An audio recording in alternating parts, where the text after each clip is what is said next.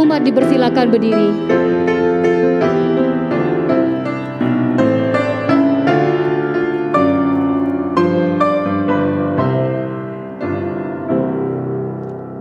Jika kita dapat beribadah pada hari ini, itu hanya karena anugerah Tuhan.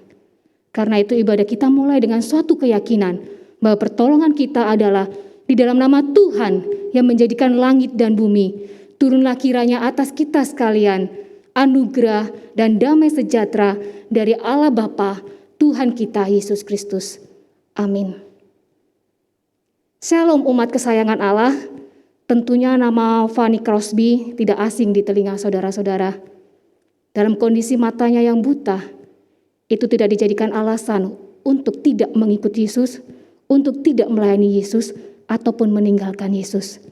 Melainkan dalam sepanjang hidupnya, ia dengan produktif menciptakan berbagai macam lagu pujian yang memuliakan nama Tuhan. Salah satunya yang berjudul Jaminan Mulia yang menjadi himn kita pada bulan ini. Umat kepunyaan Allah, mari dengan sukacita mengikut Tuhan kita, karena di dalam Kristus kita mendapat jaminan mulia, kita menjadi warisnya, jaminan mulia.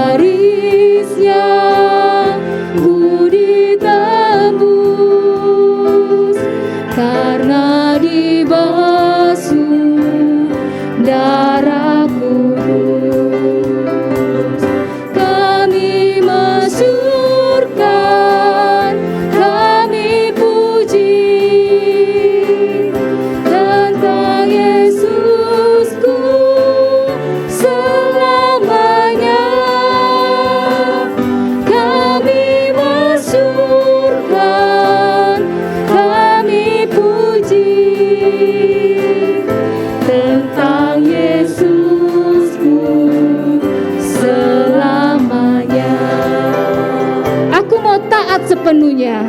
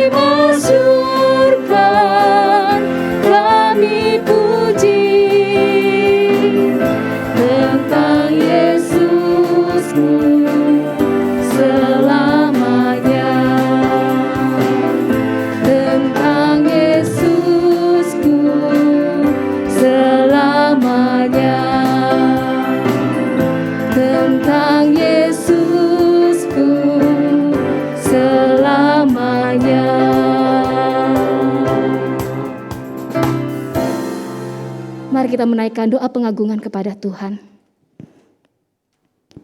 Ya Tuhan Allah kami, yang kami sembah di dalam Kristus Yesus. Apakah yang menjadi penghiburan sejati kami? Apakah yang menjadi sukacita sejati dalam hidup kami? Bukankah Tuhan, hanya Engkau saja yang mampu memberikan penghiburan sejati itu, yang mampu memberikan sukacita sejati itu, di mana Engkau telah menjadikan kami umat kepunyaan-Mu, umat kesayangan-Mu, yang telah Kau tebus dengan darah Kristus yang sangat berharga dan kudus. Dan tak ada satupun Tuhan yang dapat memisahkan kami dari kasih-Mu. Sungguh itu adalah sukacita sejati Tuhan dalam hidup kami. Betapa Engkau sangat mengasihi kami. Betapa Engkau melihat hidup kami ini sangat berharga. Karena itu Tuhan sudah selayaknya kami menaikkan pujian, memasyurkan nama-Mu, Allah yang kudus, Allah yang penuh kasih. Tolonglah kami pada ibadah kami ini untuk dapat memuji dengan sungguh-sungguh nama-Mu, dan juga dalam kehidupan sehari-hari kami. Hidup kami juga menjadi pujian yang indah di hadapan-Mu. Terima kasih Tuhan, kami persembahkan ibadah kami ini hanya untuk memuliakan nama-Mu. Hanya dalam nama Tuhan Yesus kami berdoa. Amin. Saudara dipersilakan duduk kembali. Di dalam diri kita bisa jadi ada berbagai rahasia yang kita simpan, yang mungkin tidak dapat kita ceritakan sekalipun kepada orang yang terdekat. Begitu pula mungkin di dalam diri kita ini ada dosa yang masih kita tutup dengan rapat, yang tidak mau kita usik terlebih dahulu, ataupun juga masih kita biarkan begitu saja. Saudara, pada saat ini, mari kita memanfaatkan kesempatan ini untuk datang kepada Tuhan, mengakui dosa-dosa kita, mengungkapkan apa yang tersembunyi di dalam diri kita, dibawa ke hadapan Tuhan, dan meminta pengampunannya. Seperti firman Tuhan di dalam Mazmur 32 ayat 5 mengatakan, "Dosaku kuberitahukan kepadamu, dan kesalahanku tidaklah kusembunyikan. Aku berkata, aku akan mengaku kepada Tuhan pelanggaran-pelanggaranku, dan Engkau mengampuni kesalahan karena dosaku."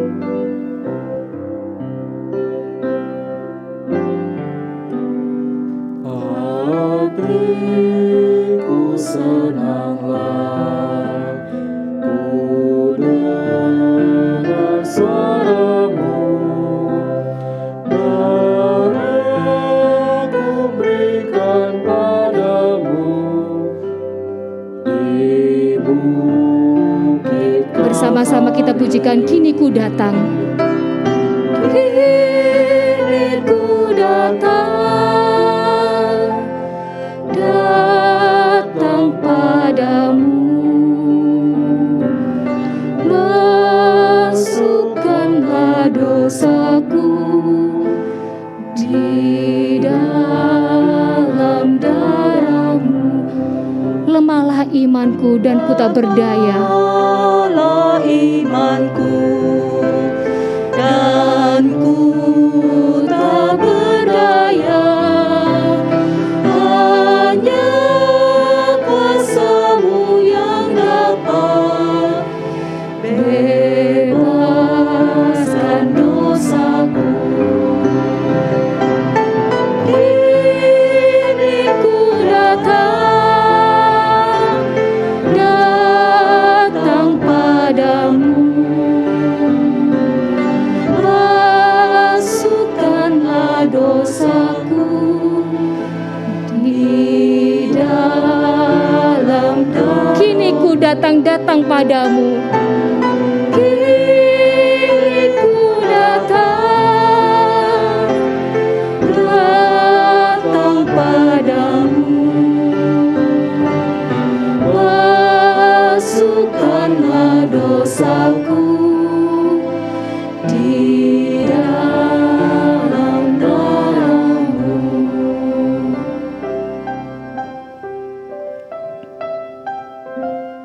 Tuhan, kemanakah kami dapat pergi untuk menyembunyikan diri dari pandangan-Mu? Bukankah tidak ada satu titik pun yang terlewat dari pandangan-Mu? Begitu juga Tuhan, bagaimana mungkin kami bisa menyembunyikan dosa kami? Sedalam-dalamnya kami menutup rapat dosa itu di dalam diri kami. Engkau mengetahuinya. Tidak ada yang terluput dari pandangan-Mu. Sesungguhnya kami ini merasa malu Tuhan. Malu dengan dosa yang masih kami lakukan. Kami gentar untuk menghadap Engkau. Kami takut Tuhan untuk menghadap Engkau. Tetapi Engkau Allah yang kudus. Allah yang juga mau datang mencari kami. Menjumpai kami. Dan menebus hidup kami. Karena itu Tuhan, saat ini kami mau datang mengakui segala dosa-dosa kami. Segala dosa-dosa yang telah mendukakan Engkau. Baik melalui tutur kata kami, pikiran kami dan perbuatan kami. Ampunilah kami Tuhan. Kasihanilah kami. Dan kami hanya memohon kepadamu. Tuntunlah kami, umat yang telah Kau tebus ini, untuk dapat hidup seturut dengan kehendak-Mu, hidup serupa dengan Kristus. Kami hanya panjatkan doa pengakuan dosa ini Tuhan, hanya di dalam nama Tuhan Yesus Kristus kami berdoa. Amin. Penuhilah hatiku dengan Roh Kudus.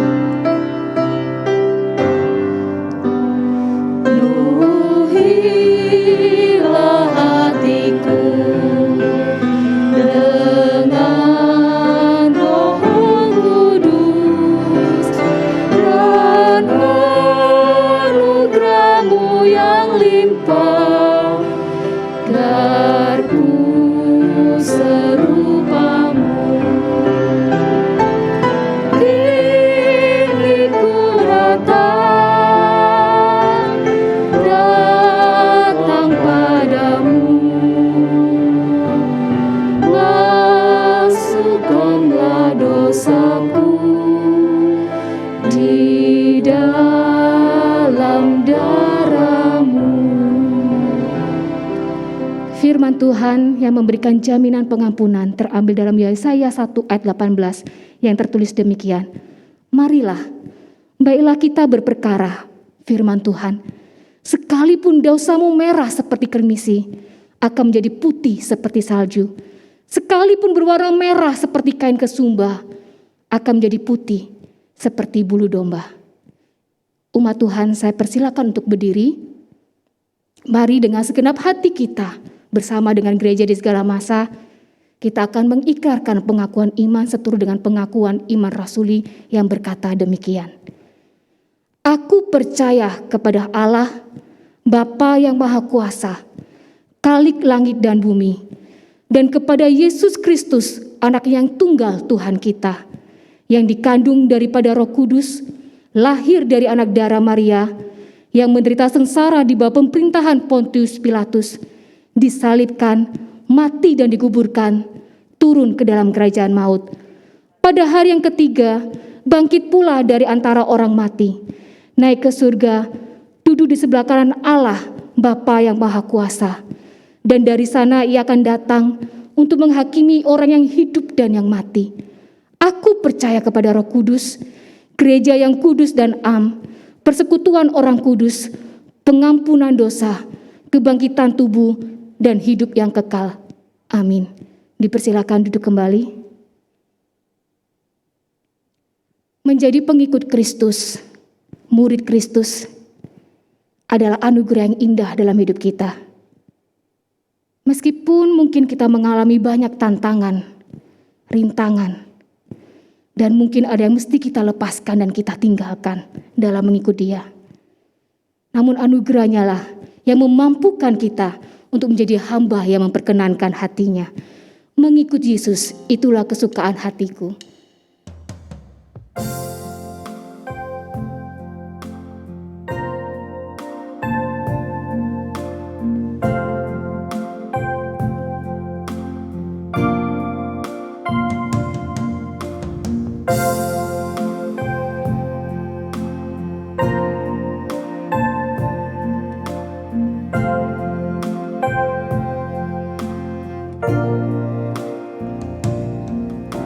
Semua karena anugerah-Mu hari ini ada. Bukan karena kuatku, namun karena Roh-Mu. Ku bawa hatiku, penyembahanku, ku semakin berkurang, Yesus semakin bertambah. Mengikut Yesus, itulah kesukaan hatiku. Ku lepas semua hakku untuk mengenal kehendaknya di hidupku. Mengiring Yesus, itulah kekuatan hidupku. Ku yakin anugerahnya mampu jadikanku hamba yang berkenan selalu.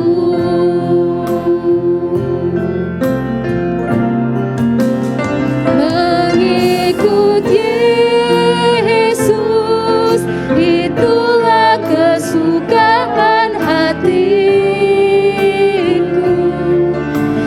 Lepas semua hakku untuk mengenal kehendaknya di hidupku.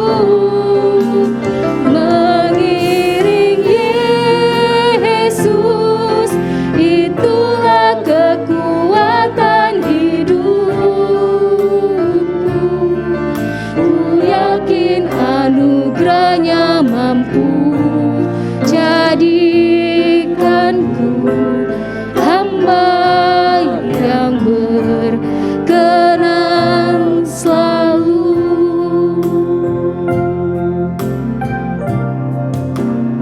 Mengikut Yesus, itulah kesukaan hatiku. Ku lepas semua hakku untuk mengenal kehendaknya di hidupku. Mengiring Yesus, itulah kekuatan hidupku. Ku yakin anugerahnya mampu jadikanku hamba yang berkenan selalu.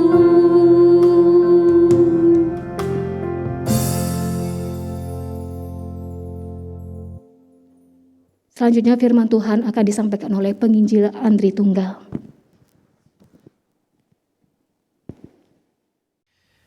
Shalom, jemaat yang dikasihi Tuhan, kepada jemaat GKI Kelapa Gading dimanapun saudara berada. Ada salam dari hamba Tuhan, majelis maupun jemaat GKI Citra Garden kepada setiap saudara dimanapun saudara berada yang menyaksikan atau beribadah bersama-sama meskipun harus melalui daring.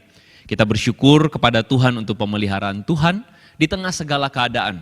Dan kita bersyukur juga hari ini saudara-saudara kita masih bisa mendengarkan suara Tuhan. Dan hari ini saudara kita akan sama-sama menyaksikan atau sama-sama belajar firman Tuhan dengan sebuah tema yaitu upah mengikut Yesus.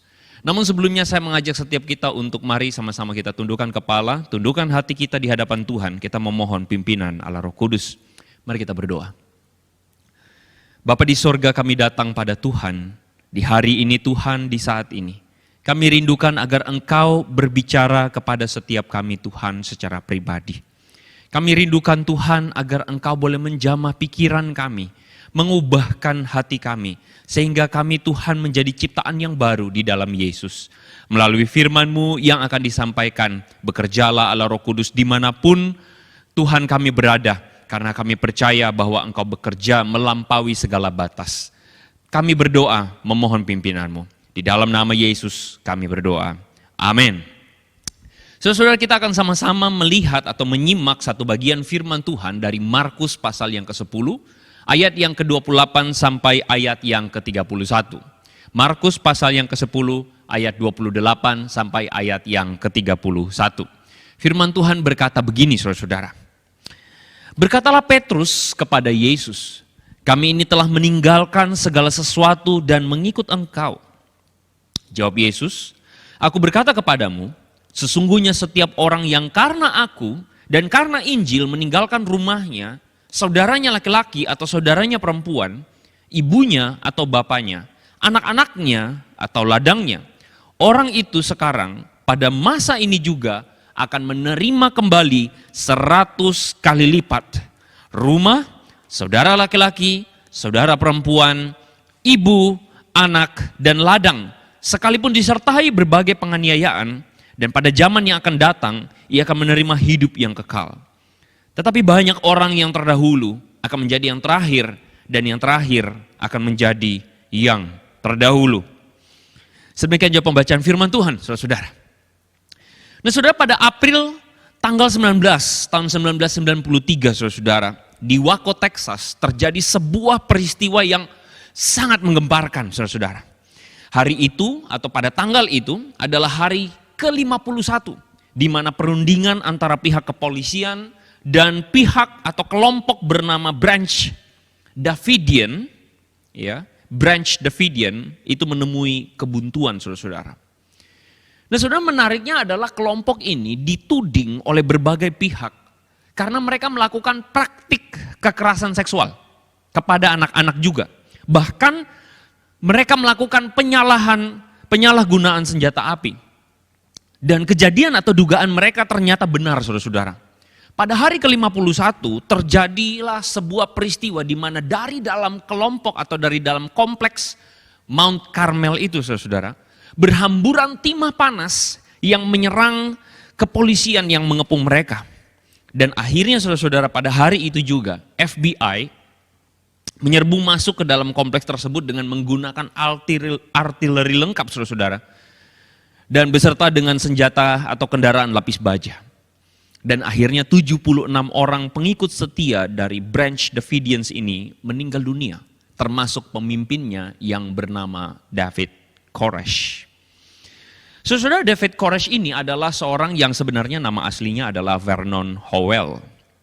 Dia ini adalah seorang pemimpin karismatik saudara-saudara yang menarik begitu banyak orang untuk bergabung dengan dirinya. Dan menariknya adalah kelompok ini atau Branch Davidians ini mengajarkan kepada pengikutnya, inti ajarannya adalah akhir zaman itu sudah dekat. Sehingga orang atau mereka yang mau berpartisipasi untuk diselamatkan itu harus meninggalkan segala sesuatu dan mengikuti David Koresh ini di tempat yang namanya Mount Carmel itu saudara-saudara. Dan tidak sedikit dari antara pengikutnya itu adalah anak-anak muda yang masih mencari jati diri saudara-saudara. Atau bahkan diantaranya adalah orang-orang yang merasa putus asa dengan kehidupannya. Dan tentu saja seperti ajaran menyimpang yang lain saudara-saudara, David Howell juga mengajarkan tentang upah untuk mereka yang mengikuti dirinya.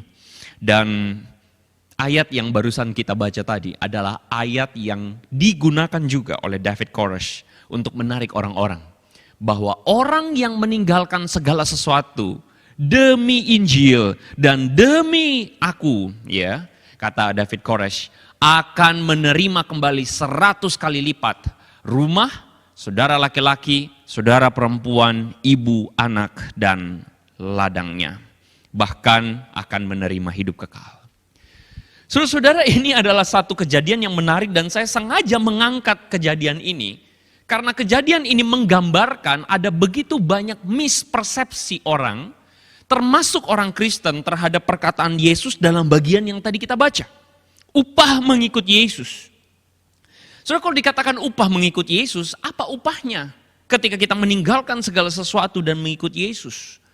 Saudara, hari ini ada banyak orang, kalau saudara cari di YouTube bahkan, ada orang-orang yang mengatakan bahwa ketika engkau menjadi Kristen maka ada upah yang menanti engkau. Saudara-saudara akan menemukan ada banyak sekali ajaran-ajaran yang kemudian memberikan slogan-slogan, bukan kita yang mengejar berkat, melainkan Tuhan yang akan memerintahkan berkat datang kepada umat Tuhan atau orang-orang yang mengikut Tuhan. Jadi ada sebuah janji bahwa berkat akan mengikuti kita. Ada sebuah janji bahwa kita akan mendapatkan hidup yang berkelimpahan. Ada sebuah janji bahwa kita akan mengalami kunci terobosan dalam keuangan. Bahkan saudara-saudara dikatakan hak dan berkat itu adalah milik bagian orang-orang pilihan Tuhan. Dan kita bisa mengambilnya saudara-saudara. Saudara, saya ingin mengatakan bahwa memang di dalam Alkitab bisa saja orang salah mengerti ketika melihat bahwa ada sebuah janji atau ada sebuah upah yang menyertai orang percaya. Termasuk ayat yang tadi kita baca saudara-saudara dalam Markus pasal 10.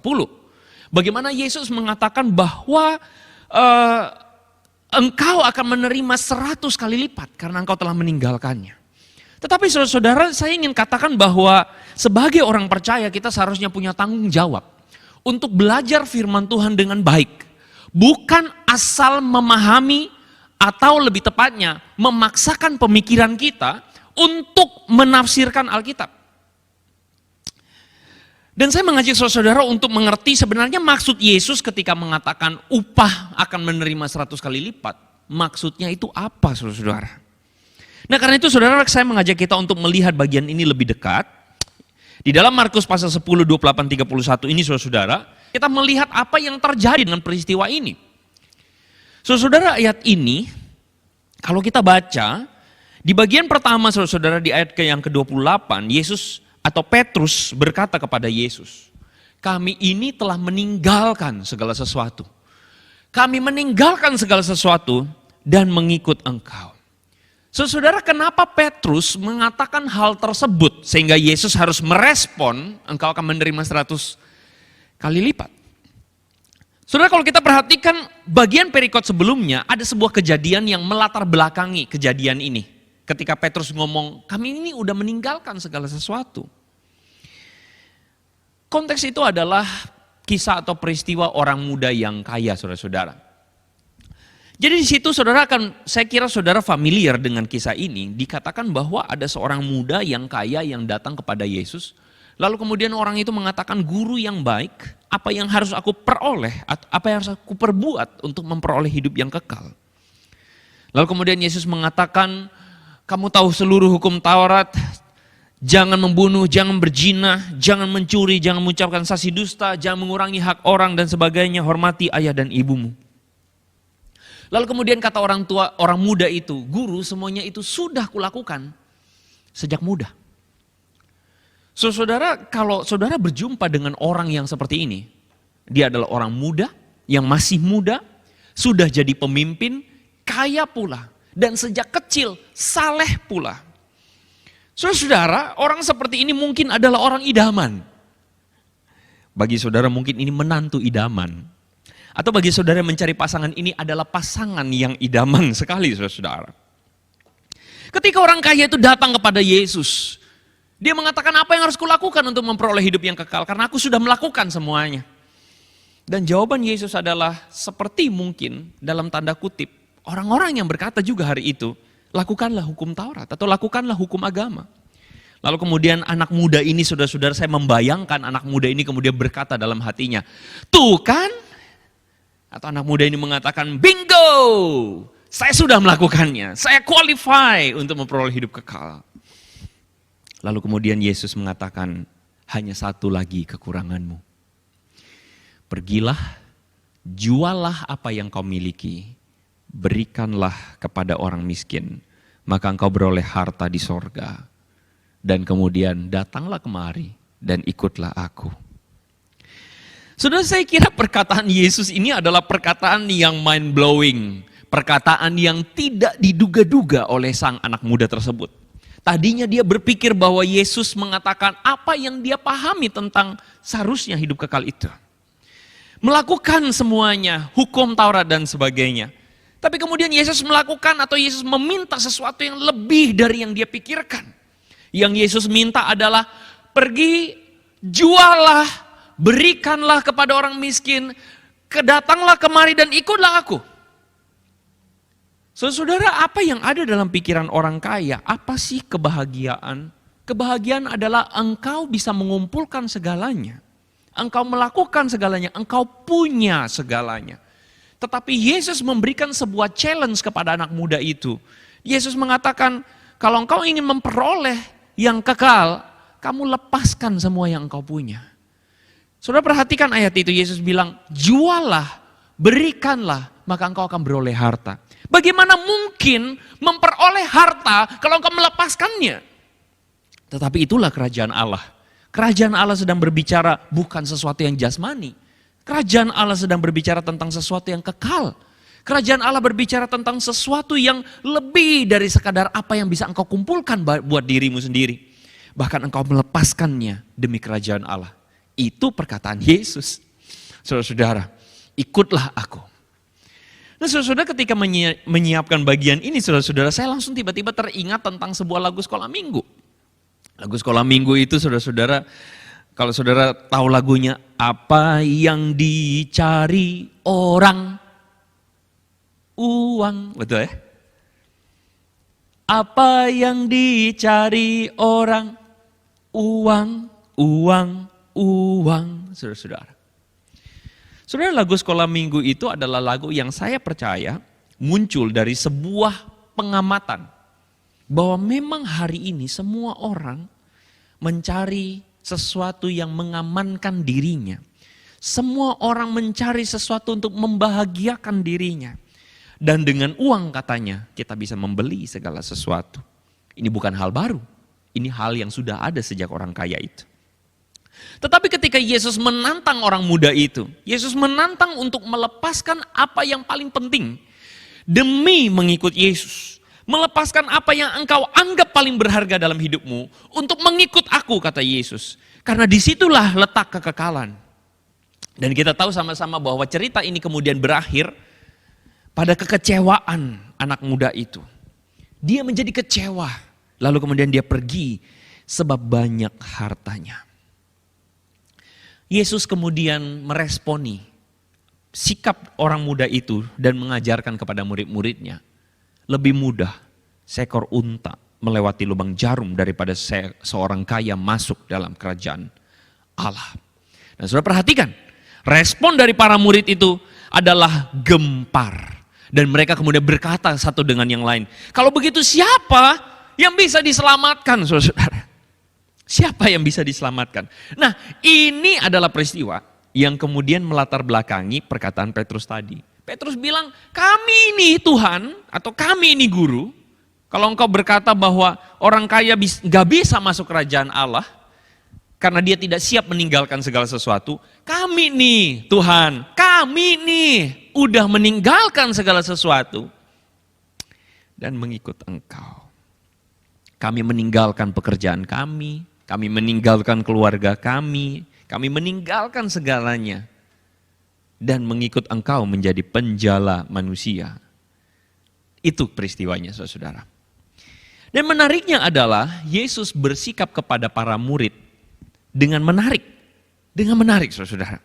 Yesus bersikapnya begini, aku berkata kepadamu, setiap orang yang karena aku dan karena Injil meninggalkan rumahnya, saudaranya laki-laki, saudaranya perempuan, ibu bapaknya, anak-anaknya atau ladangnya, orang itu sekarang akan pada masa ini juga akan menerima kembali 100 kali lipat.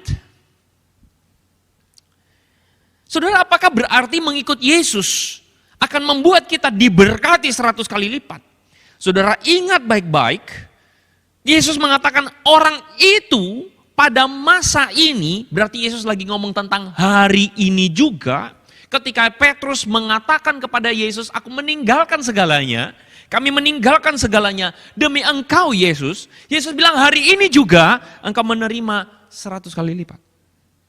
Nah saudara, kalau bagian ini kita artikan secara harafiah atau literal seperti yang dilakukan oleh sebagian orang Kristen yang mengartikan bahwa ketika kita meninggalkan Yesus maka kita akan diberkati 100 kali lipat. Maka saya rasa kita keliru.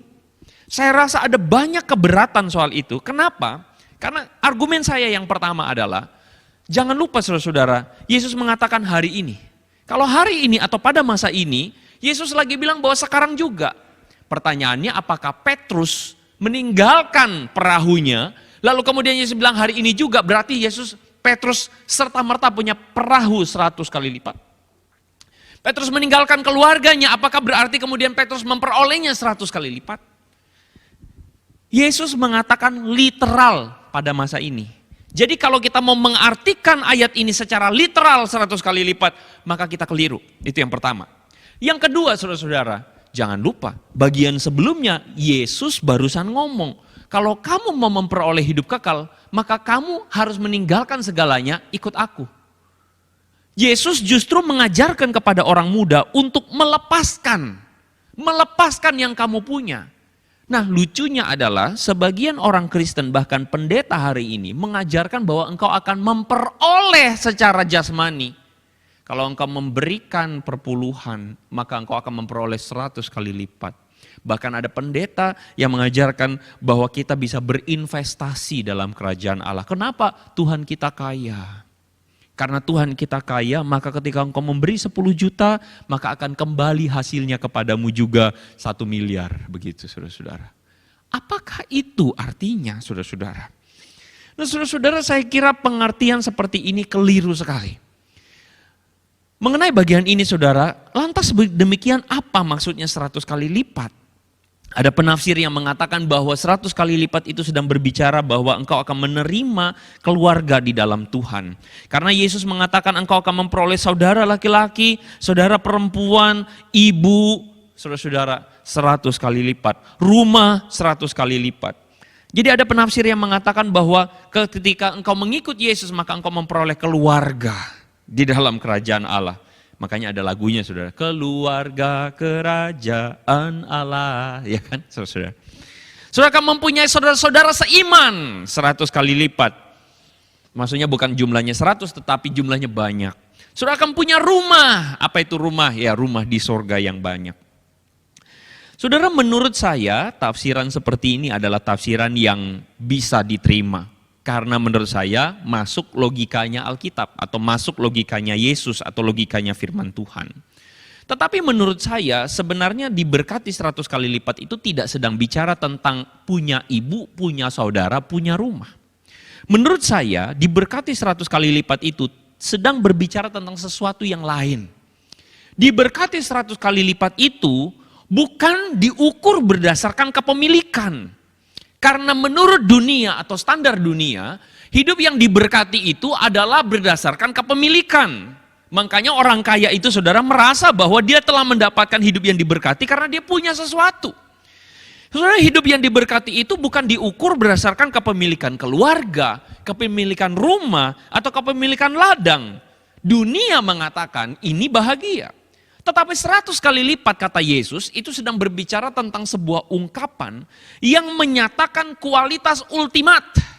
Kualitas yang lebih tinggi daripada apa yang dunia katakan, kira-kira begitu. 100 itu adalah 10 kali 10. 2 kali angka kegenapan di dalam budaya Yahudi, saudara-saudara. Sehingga Yesus ingin bilang bahwa kualitas kebahagiaan atau kualitas hidup yang diberkati yang kamu dapat ketika engkau meninggalkan segala sesuatu, itu lebih tinggi dari yang dunia kasih. Begitu saudara. Dan ini adalah standar Allah. Ini adalah kehidupan yang diberkati. Dan saudara jangan lupa, di ayat itu Yesus bilang begini, engkau akan memperoleh 100 kali lipat meski garis bawahi itu harus melalui penganiayaan karena iman. Saudara, bagaimana mungkin saudara bahagia pada waktu dianiaya?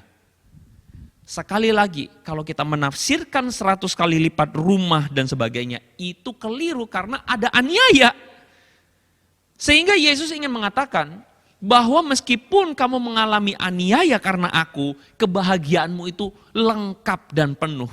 Ultimat karena engkau meninggalkan segala sesuatu. Engkau merasakan kehilangan, oke. Engkau merasakan penderitaan, ya. Karena mengikut Yesus pasti punya konsekuensi, saudara-saudara. Tapi Yesus ingin mengatakan, ketika engkau mengalaminya, sadarkah engkau bahwa hidupmu itu diberkati karena standar diberkatimu itu bukan seperti standar dunia. Saudara, ketika saya mempersiapkan bagian ini, perhatian saya tertuju kepada sebuah lukisan, saudara-saudara. Sebuah lukisan karya seorang seniman bernama Rembrandt, saudara-saudara. Rembrandt ini menurut saya adalah seorang seniman yang luar biasa. Dia melukiskan sebuah kisah yang tadi kita baca, Parable of the Hidden Treasure. Kisah yang tadi kita baca, ada hubungannya saudara-saudara menurut saya dengan sebuah perumpamaan yang Yesus pernah katakan tentang kerajaan Allah. Yaitu perumpamaan harta yang terpendam yang dilukiskan oleh Rembrandt ini saudara-saudara. Di dalam perumpamaan itu saudara-saudara, Matius pasal 13 ayat 44, saudara akan bisa menemukan perumpamaan ini. Dikatakan bahwa hal kerajaan sorga itu adalah seperti harta terpendam. Di mana ada seorang petani yang menemukan harta tersebut. Lalu kemudian ketika dia menemukan harta itu, lalu dia menguburnya, lalu dia jual segala sesuatu yang dia punya demi membeli ladang itu supaya mendapatkan harta itu. Jadi ada harta yang mengcapture hati dari sang petani itu sehingga dia mau punya harta itu, dia jual semua yang dia punya. Saudara, saya mengajak saudara-saudara untuk melihat lukisan ini sekali lagi. Rembrandt, saudara-saudara, pada tahun 1635 dia melukiskan lukisan atau peristiwa interpretasi dia terhadap perumpamaan harta yang terpendam itu. Kalau saudara perhatikan di dalam lukisan tersebut ada seorang petani lengkap dengan sekop di tangan kanannya. Dan petani ini saudara-saudara mempunyai sebuah gestur yang menarik. Dia melihat ke belakang. Saudara, di belakang atau ada dua panorama, ada satu panorama saudara-saudara di bagian kiri, ya bagian sebelah kiri itu adalah panorama ladang dan kota, tempat tinggal yang ramai, yang penuh dengan ya hidup saudara-saudara. Orang dunia mengatakan inilah kebahagiaan itu ketika engkau bisa tinggal di pusat keramaian, engkau punya segalanya. Dan petani itu melihat ke belakang saudara-saudara dengan satu ekspresi. Kalau saudara perhatikan ekspresinya adalah ekspresi yang seperti merasa sedih, merasa meninggalkan segala sesuatu, lagi membayangkan atau lagi bergumul saudara-saudara dengan dunia di belakangnya. Satu ekspresi yang mempertimbangkan ada kenikmatan di belakang itu. Tetapi petani ini saudara-saudara, kalau saudara perhatikan, di bagian sebelah kanan itu ada harta yang terpendam. Tetapi menariknya berbeda seperti apa yang dikatakan Yesus bahwa petani itu menemukan harta dalam tanah. Kalau saudara lihat harta yang ditemukan petani itu adalah harta yang ditemukan bukan di ladang tetapi di kaki bukit. Betul ya? Dan di sebelah kanan saudara lihat itu ada tembok, ada gerbang. Loh ini kok beda begitu kan? Kenapa dalam ceritanya itu di ladang tapi kenapa Rembrandt melukiskannya di kaki bukit? Saudara, Rembrandt punya maksud. Ketika dia melukiskan itu kaki bukit, kalau saudara perhatikan, di situ tempat itu adalah sebuah goa. Jadi sang petani ini menemukan harta itu bukan dalam tanah tetapi di dalam goa. Harta ini sebenarnya apa saudara? Harta ini sebenarnya adalah Yesus. Loh kok bisa? Saudara, Yesus disalibkan di luar tembok Yerusalem. Betul? Dan kemudian Yesus dikubur di dalam gua batu. Dan inilah yang ingin disampaikan oleh Rembrandt. harta terpendam itu adalah Yesus. Jadi sang petani ini ketika menemukan harta yang terpendam, dia menemukan Yesus di sana. Tetapi kemudian hatinya dipenuhi dengan sebuah dilema karena dia melihat ke belakang. Wow, kalau saya mengambil Yesus, maka saya harus meninggalkan segala sesuatu yang di belakang itu. Itulah sebabnya kenapa saudara, menurut saya lukisan Rembrandt ini begitu meaningful, karena melukiskan apa yang sedang kita bahas. Upah mengikut Yesus. Menurut saudara, upah mengikut Yesus itu apa? Menurut saya, upah mengikut Yesus adalah Yesus itu sendiri. Upah mengikut Yesus adalah Yesus itu sendiri, di mana harta yang sesungguhnya adalah engkau berjumpa dengan Yesus, engkau berjumpa dengan pribadi ilahi yang menjadi manusia, yang menyatakan dirinya secara lengkap, menyatakan dirinya secara utuh kepada kita manusia berdosa, sehingga kita menemukan Tuhan. Saudara, harta terindah di dalam hidup kita adalah keselamatan. Tapi bagi saya keselamatan itu bukan masuk sorga semata. Tetapi keselamatan itu sedang berbicara tentang Tuhan. Tuhan yang daripadanya kita diciptakan. Tuhan yang daripadanya adalah kebenaran. Tuhan yang daripadanya adalah hidup. Dan kita kembali kepada Dia. Kita kembali kepada Tuhan. Kembali kepada hidup. Kembali kepada kebenaran. Kita manusia berdosa. Kita manusia sesat. Kita manusia tenggelam di dalam dunia yang penuh dengan kejahatan. Kita manusia tenggelam di dalam keinginan-keinginan dunia. Kita manusia merusak diri kita sendiri oleh karena berbagai macam hawa nafsu, keinginan yang kita punya. Kita manusia berdosa, saudara-saudara. Bahkan ada banyak orang Kristen di luar sana yang menjalani kehidupan Kristennya, tetapi hatinya penuh dengan keinginan dunia. Satu kali saudara-saudara di dalam sebuah perbincangan saya menyimak. Ada ibu-ibu yang mengatakan begini, si ini kemarin bajunya Chanel, tasnya Chanel. Waduh, kalau dia pakai Chanel, saya harus pakai yang lebih mahal. LV, ya gitu ya. Saya nggak tahu saudara, Chanel sama LV mana yang lebih mahal ya. Ada sebuah pembicaraan saudara-saudara, wah, si ini datang ke gereja pakai mobil Harrier. Wah, kalau begitu saya harus beli BMW. Saudara-saudara, pembicaraan tersebut adalah pembicaraan yang terjadi di gereja. Dan sedih hati saya. Kenapa orang Kristen harus seperti itu? Gelisah, marah ketika dirinya inferior dibandingkan orang lain. Tidak terima kalau misalnya sudah lama di gereja tidak dihormati orang. Tidak terima kalau pendapatnya ditolak, orang tidak setuju dengan pendapatnya. Tidak terima kalau misalnya dihina orang. Ada orang Kristen yang hidup masih menurut standar dunia, bahagia di dalam standar dunia. Tetapi panggilan mengikut Yesus, ketika Yesus mengatakan 100 kali lipat, Yesus lagi bilang tentang sebuah kebahagiaan yang ultimat, hidup yang diberkati. Apa itu? Kekekalan. Apa itu kekekalan?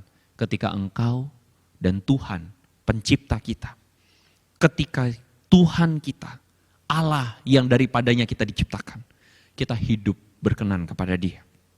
Kita hidup berkenan kepada Tuhan. Kita hidup bersatu kembali dengan Tuhan. Itulah kebahagiaan. Itulah berkat sesungguhnya. Harta sesungguhnya adalah Yesus itu sendiri. Pertanyaannya adalah saudara-saudara untuk menutup perenungan kita hari ini. Apakah engkau telah menerima hidup kekal? Saudara, mohon maaf.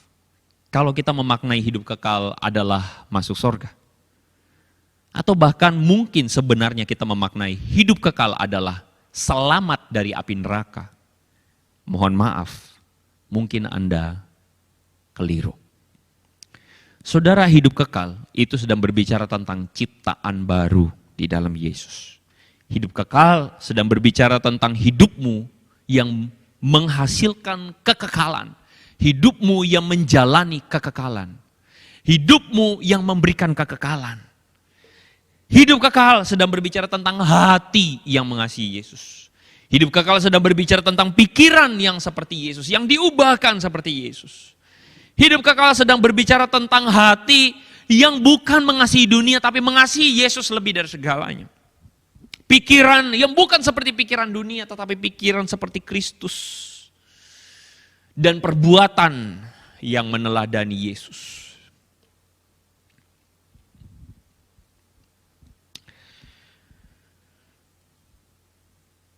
Yesus mengatakan kalau ada orang yang berlaku jahat kepadamu, balas dengan kebaikan.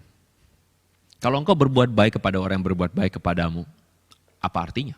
Orang dunia juga melakukannya. Tetapi ketika ada orang berbuat jahat kepadamu, balas dengan perbuatan baik. Karena perbuatan baikmu itu lebih kekal, lebih berdampak, bernilai kekekalan kepada orang tersebut. Sehingga orang tersebut melihat ada kebaikan yang terus bertahan, tidak lekang oleh waktu. Ketika hidup kita mengalami pertobatan, maka pertobatan itu sendiri adalah sesuatu yang tidak bisa dibeli. Pertobatan itu sendiri adalah sesuatu yang lebih kekal, sesuatu yang membuat kita bahagia. Saudara, jika saudara atau kita punya anak kita adalah anak yang puji Tuhan, sukses, kuliah, punya pekerjaan yang baik, penghasilan yang baik, puji Tuhan, puji Tuhan, puji Tuhan. Tapi saudara, jika dibandingkan dengan anak yang kita punya anak dan anak kita itu adalah anak yang hidupnya baik, berbakti, jadi berkat buat orang, takut Tuhan, sayang pada istri atau sayang pada suami sama anak-anak dan jadi teladan. Saudara, saya mau tanya, manakah yang lebih membahagiakan? Saya yakin sebagian saudara mengatakan dua-duanya, Pak. Ya puji Tuhan kalau dua-duanya. Tetapi saya yakin yang kaya punya uang bisa satu saat bangkrut. Tetapi yang menaburkan kebaikan, menjadi teladan seperti Yesus, tidak akan pernah bangkrut. Maksudnya adalah kebaikannya tidak akan pernah selesai. Tidak akan pernah sirna. Sesuatu yang materi pasti bisa sirna dalam kondisi apapun. Tetapi sesuatu yang bersifat kebaikan, kesetiaan, nilai-nilai kerajaan Allah, kasih dan sebagainya tidak akan pernah sirna. Saudara, apakah saudara menemukan harta sesungguhnya dalam hidup saudara ketika saudara menjadi orang Kristen? Pertanyaannya, apa yang membuat engkau paling berbahagia? Mari kita berdoa. Tuhan, kami bersyukur hari ini kami telah mendengarkan firman-Mu. Hari ini Tuhan kami telah merenungkan firman-Mu. Kami berdoa biarlah Tuhan melalui firman-Mu ini kami boleh dikuatkan kembali. Kami menemukan kebenaran. Kami menemukan apa yang menjadi harta sesungguhnya buat kami. Kami menemukan bahwa ketika kami mengikut Yesus, harta yang sesungguhnya adalah Engkau sendiri. Harta yang sesungguhnya adalah ketika pikiran kami, hati kami, perbuatan kami diubahkan seperti Engkau. Itulah harta kami. Tuhan, hamba-Mu berdoa menyerahkan jemaat-Mu dimanapun mereka berada. Biarlah harta ini kami hargai, kami dapatkan dan kami hidupi. Di dalam nama Yesus kami berdoa. Amin. Tuhan memberkati saudara-saudara.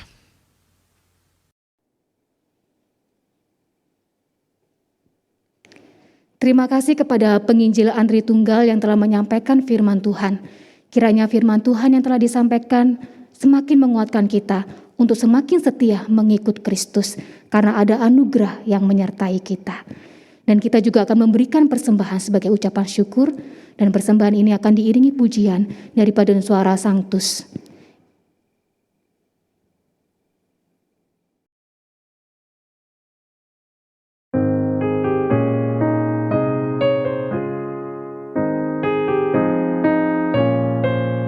Hosana, puji Tuhan, sorak dan pujilah, merdulah berpaduan kidung dan nyanyian kepada Yesus Tuhan.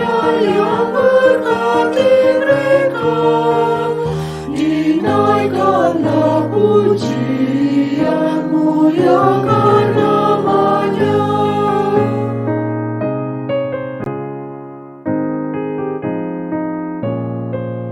Hosana dan pujilah dengan sukacita, lambaikan ranting palma bersorak gembira.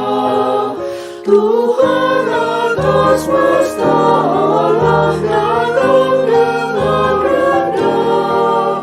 Mari kita sambut Dia, Hosana masuklah.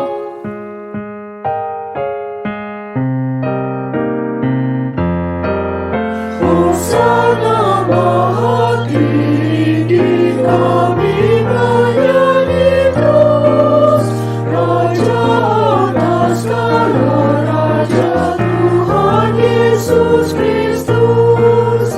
Kami hendak memuji-Nya sampai selamanya. Di hadapan tatanya, puji haleluya. Hosana puji Tuhan.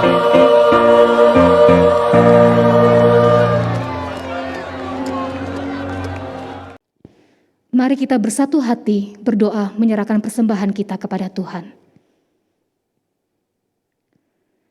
Tuhan, saat ini kami datang memberikan persembahan kepadamu. Engkau adalah Allah yang empunya segala sesuatu. Namun Engkau mau Tuhan memakai kami, melibatkan kami dalam pekerjaan-Mu yang mulia. Dan kiranya persembahan yang telah kami berikan ini Tuhan, berkenan di hadapan-Mu dan Kau pakai untuk memuliakan nama-Mu. Kami sadar Tuhan, persembahan ini sangat tidak sebanding dengan kasih yang telah Kau berikan kepada kami. Dan kasih-Mu itu Tuhan tidak akan terbayar dengan apa yang kami berikan. Namun kami memberikan persembahan ini dengan sukacita, dengan kesungguhan hati. Dan ajarilah kami ini untuk memberikan persembahan ini karena kami mengasihi Engkau. Terima kasih Tuhan, kami serahkan persembahan kami ini hanya di dalam nama Tuhan Yesus Kristus. Amin. Selanjutnya warta gereja.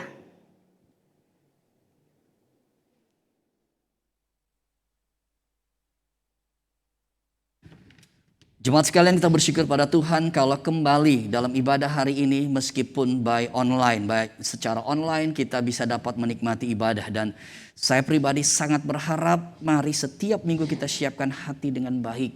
Kita tetap menyiapkan diri sehingga di dalam keterbatasan dalam hal yang memang tidak ideal, tapi kita boleh mengalami perjumpaan dengan Tuhan, mengalami kekuatan Tuhan, kuasa Tuhan. Baik melalui puji-pujian dan firman yang disampaikan. Saudara, kita terus mengupayakan biarlah setiap minggu kita mengalami hadirat Tuhan. Tuhan akan terus memberkati setiap ibadah-ibadah kita. Dan bersyukur khususnya untuk ibadah hari ini di mana penginjil Andre Tunggal boleh dapat melayani. Penginjil Andre Tunggal adalah hamba Tuhan yang melayani di GKY Citra. Kita bersyukur dan beliau juga saat ini memimpin di dalam proses daripada aplikasi Hello God, aplikasi yang ada di bawah naungan sinode gereja kita. Tuhan memberkati pelayanan penginjil Andre Tunggal dan kita juga bersyukur hari ini untuk paduan suara Sanctus yang boleh melayani kita di dalam mengisi puji-pujian persembahan tadi. Saudara, paduan suara Sanctus adalah paduan suara utama ya, main choir daripada setiap GKY. Karena itu kami mendorong jemaat boleh juga dapat berbagian di dalam pelayanan daripada paduan suara Sanctus tersebut. Dan Tuhan terus memberikan kekuatan dan kesetiaan pada rekan-rekan yang melayani pada saat ini. Tuhan memberkati. Saudara, berkaitan dengan activity mingguan kita, ada beberapa hal yang perlu kami ingatkan, perlu kami sampaikan dalam kesempatan ibadah hari ini. Saudara, yang pertama adalah berkaitan dengan hari Rabu besok. Kita bersyukur Persekutuan Doa Wilayah sudah 3 tahun dan kita akan celebrate. Ya, kita akan bersyukur bersama.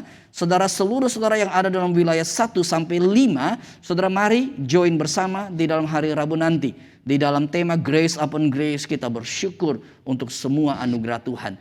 Biarlah semua kita boleh memuliakan Tuhan melalui ibadah syukur daripada HUT PDW yang ketiga ini. Dan saudara, kemudian hari Sabtu akan datang, saudara, Coram Deo, ya, seminar spirituality yang kita lakukan selama dari tahun lalu, ya, ini sudah satu seri yang dua yang terakhir. Saudara, kita akan melakukan Sabtu ini kembali berkaitan dengan memahami pengalaman perjalanan rohani kita. Ada 2 experiences dalam perjalanan spirituality.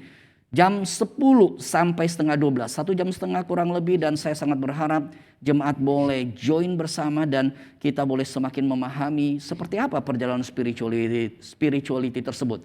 Apalagi tema visi gereja kita berkaitan dengan Christ Likeness Church.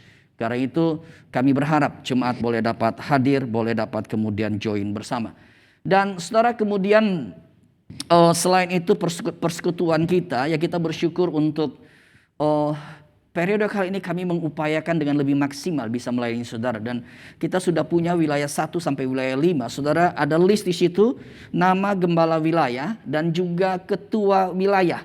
Jadi saudara boleh perhatikan dalam beberapa waktu depan ini gembala wilayah ataupun ketua wilayah akan menghubungi saudara. Karena kami berharap saudara, ketika saudara menjadi bagian gereja ini, WA wilayah itu boleh membantu kita untuk bisa melayani, menjadi tangan-tangan Kristus.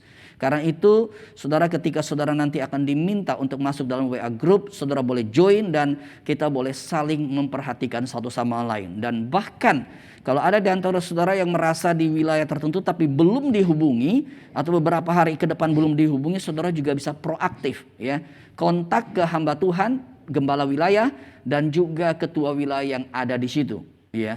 Ini berkaitan dengan pelayanan daripada wilayah. Dan saudara, berikutnya adalah kalau saudara perhatikan dalam kebaktian minggu yang saya pimpin beberapa waktu terakhir, nah kerap kali khotbah minggu diikuti dengan ada latihan rohani. Nah, latihan rohani ini sangat penting karena kalau khotbah kerap kali kita dengar dan lupa, latihan rohani harus kita lakukan setiap hari. Dan sepanjang 1 bulan ini kita akan melakukan yang saya sebut dengan digital check up. Jadi kami berharap setiap hari pada waktu malam dan seminggu sekali saudara coba cek, ya, melalui handphone ataupun tab ataupun iPad, waktu harian kita pakai untuk apa. Dan di situ kalau ada hal-hal yang tidak terlalu membangun iman, membawa kita lebih dekat Tuhan, kita harus kurangi. Sebaliknya kita harus menambahkan hal-hal yang baik. Mungkin waktu dengan keluarga, mungkin waktu saat duduk kita, ataupun waktu-waktu yang lebih baik. Dan saya menganjurkan juga kita perlu berdoa. Karena kerap kali kita mau, tetapi kedagingan kita sudah terlalu terbiasa dengan beragam hal tersebut. Karena itu perlu doa dan bahkan mungkin perlu berpuasa. Saya bersyukur beberapa hari kemarin ada seorang ibu yang ngobrol-ngobrol dengan saya dan berkata, iya Musa Tommy, saya juga berdoa. Sungguh-sungguh supaya baik anak-anak keluarga kami, ada hal-hal di mana kami lebih kontrol hidup ini dan lebih lapar dan haus akan kebenaran. Tuhan memberkati setiap kita, Tuhan memberkati setiap kita.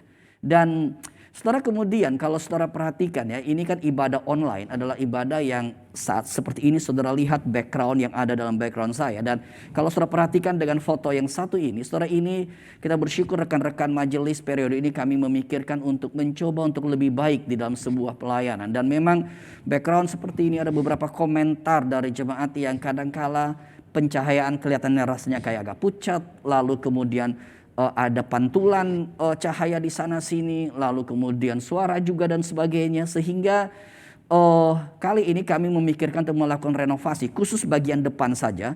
By the way, kalau saudara lihat di dalam foto ini, saya harus memberikan catatan bahwa lantai itu tidak akan kami rubah, cuman memang ini karena dibuat desainnya dibuat seperti itu, lebih nice, ya.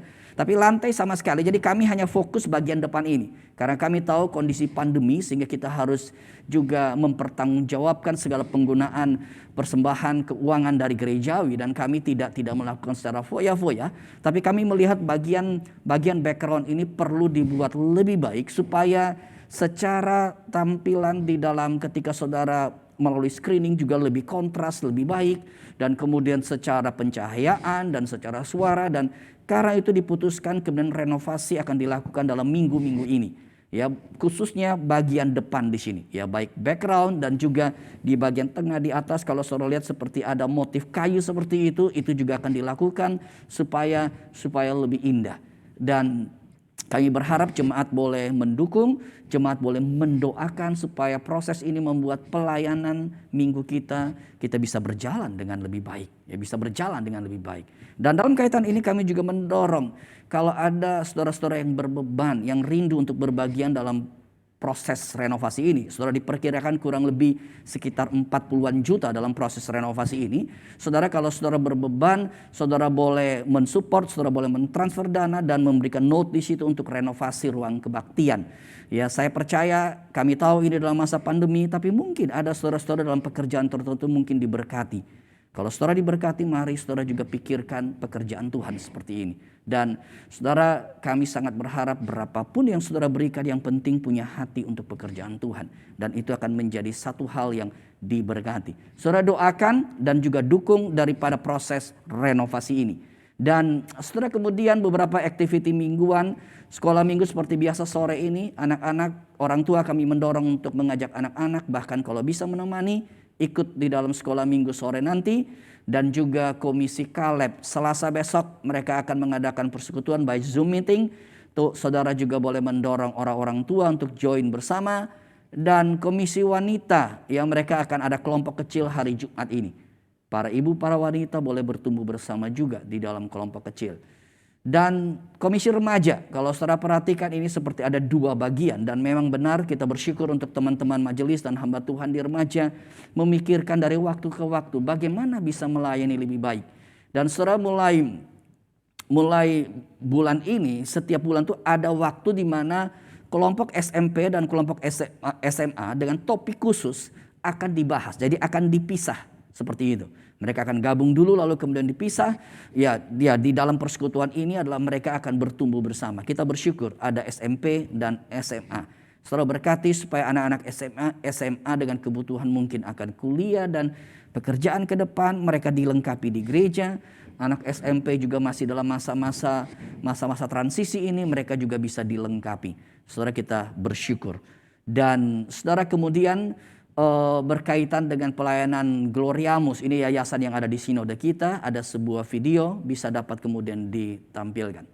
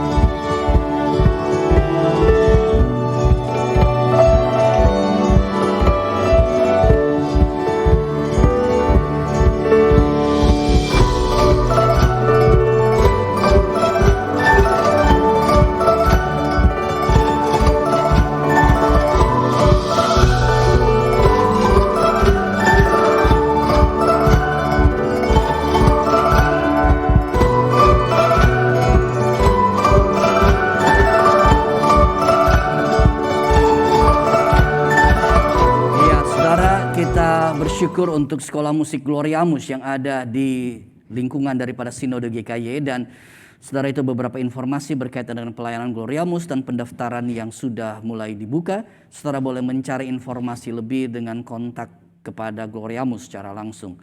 Tuhan memberkati setiap saudara. Dan saudara, kita akan mengakhiri ibadah hari ini. Mari jemaat kita bangkit berdiri. Kita akan menaikkan doa syafaat sebelum kita akan menerima berkat Tuhan. Mari kita bangkit berdiri bersama-sama dan kita akan berdoa. Bapa dalam surga, kami bersyukur untuk ibadah hari ini. Kami bersyukur untuk kesempatan seperti ini Tuhan.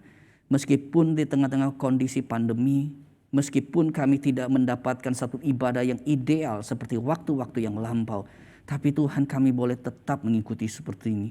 Dan hamba berdoa memberkati setiap jemaat, begitu sulit Tuhan. Tapi Tuhan tolong mereka boleh sungguh menyiapkan hati, menyiapkan diri. Dan tolong Roh Kudus bekerja sehingga setiap minggu jemaat boleh tetap bisa bertumbuh. Dan kami boleh semakin menjadi serupa Kristus. Hamba juga berdoa memberkati teman-teman di ibadah. Bersyukur Tuhan mereka yang setiap minggu memikirkan pelayanan ini. Bersyukur untuk para pelayan yang ada. Baik worship leader, baik singer, baik pemusik. Dan teman-teman di multimedia sound system. Tuhan memberkati semua Tuhan. Mereka yang melayani ibadah seperti ini. Hamba berdoa memberkati. Tuhan yang berikan kekuatan. Tuhan yang berikan pertolongan.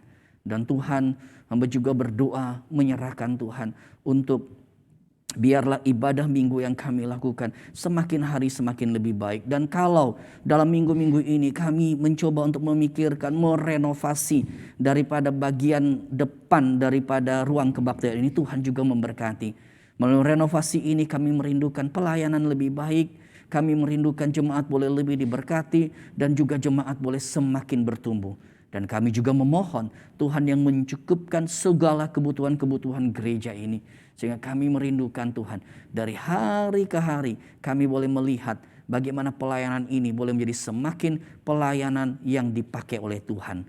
Dan Tuhan, hamba juga berdoa untuk seluruh jemaat-jemaat-Mu. Mereka yang begitu banyak bergumul. Hamba berdoa Tuhan, sertailah. Anak-anak dalam usia sekolah mereka dalam kondisi yang sulit. Mungkin mereka juga stres di rumah, Tuhan berikan kelegaan. Para orang tua, Tuhan berikan hikmat. Anak-anak remaja, anak-anak pemuda dalam rencana masa depan mereka. Mereka yang mungkin harus masuk ke university atau masuk dalam dunia pekerjaan, Tuhan memberkati. Dalam transisi yang tidak begitu gampang, Tuhan tolong, Tuhan tolong. Dan bahkan anak-anak remaja pemuda kami dalam mereka yang mencari teman hidup, Tuhan memberkati. Mereka yang berpacaran, Tuhan memberkati. Dan biarlah Tuhan kami sungguh menyerahkan masa depan anak-anak muda kami ini. Sehingga mereka boleh nantinya membangun satu keluarga Kristen yang baik, yang berkenan di hadapan Tuhan. Hamba juga berdoa untuk setiap keluarga-keluarga suami istri. Di tengah-tengah masa ini begitu banyak keluarga yang bergumul. Karena kami juga capek, letih. Tuhan berikan satu kekuatan lebih sehingga kami selalu bisa extra mile dalam panggilan kehidupan kami sebagai keluarga ini. Tuhan tolong setiap suami, setiap istri. Berikan kesabaran, pengontrolan diri, kekuatan yang lebih. Sehingga di dalam apapun yang mereka hadapi, anugerah Tuhan boleh Tuhan nyatakan. Dan kami berdoa untuk orang tua kami di hari tua mereka. Tuhan tolong lindungi, Tuhan tolong jaga. Dan mereka boleh lihat Tuhan bahwa Tuhan tidak pernah meninggalkan mereka. Tuhan biarlah anak-anak cucu sekeliling boleh memperhatikan setiap orang tua yang ada. Berkatilah jemaat-jemaat-Mu. Dan bahkan mereka yang bergumul dalam pekerjaan. Tuhan nyatakan anugerah-Mu. Tuhan kuatkan. Tuhan yang buka jalan. Mereka mungkin berteriak pada saat ini. Bukalah jalan Tuhan. Untuk mereka yang sedang sakit, mereka yang bergumul dengan sakit penyakit, Tuhan berbelas kasihilah, Tuhan berbelas kasih. Kami hanya meminta anugerah-Mu. Tuhan nyatakan, Tuhan jamah. Beberapa jemaat kami yang bergumul dengan sakit penyakit, Tuhan jamah, Tuhan lawat. Dengarlah seruan kami, dengarlah permohonan kami. Kami sungguh berdoa memohon kepada Engkau Tuhan. Tuhan, Engkau boleh beranugerah kepada setiap kami. Dengarlah doa kami. Hanya di dalam nama Tuhan Yesus kami berdoa. Amin. Doksologi. Puji Allah Bapa Putra, puji Allah Roh Kudus, ketikanya yang esa. Mohon selamat sumber berkat.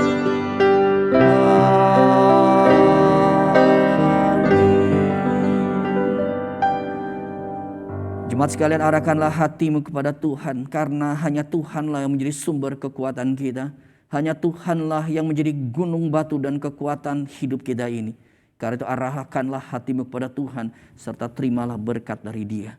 Kasih daripada Allah Bapa, serta anugerah daripada Tuhan Yesus Kristus, penyertaan, pertolongan dan bimbingan daripada Allah Roh Kudus, berkat Allah Tritunggal turun atas hidupmu masing-masing, menyertai engkau semuanya, mulai saat ini sampai selama-lamanya. Amin.